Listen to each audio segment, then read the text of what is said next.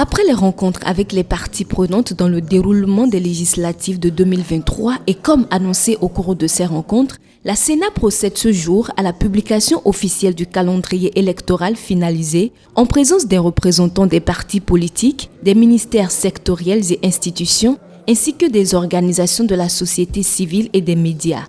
L'article 59 de la loi 2019-43 du 15 novembre portant code électoral à la République du Bénin dispose, je cite, « Le calendrier électoral est rendu public par le président de la Sénat 90 jours avant la date du scrutin. Il est publié par voie de presse et tous autres canaux appropriés. » Le calendrier présenté par le directeur du matériel et des opérations s'étend sur 6 mois et comporte 16 activités. Le présentateur a mis en exergue celles qui concernent les parties prenantes invitées. Au mois d'octobre, nous avons fait donc la semaine dernière les rencontres avec les parties prenantes et nous attendons à partir du 28 la réception des dossiers de candidature. Cette réception aura donc lieu du 28 au 2 novembre.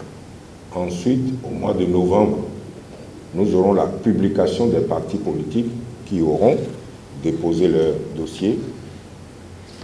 Et toujours au mois de novembre, nous allons recevoir de l'ANIP la liste électorale informatisée. Toujours au mois de novembre, à l'activité 10, nous allons positionner les logos des différents partis sur le bulletin unique. Au mois de décembre, nous publierons la liste des centres et postes de vote et toujours au mois de décembre, nous allons publier la liste des points focaux communaux, des coordonnateurs d'arrondissement, des assistants coordonnateurs d'arrondissement et des membres des postes de vote.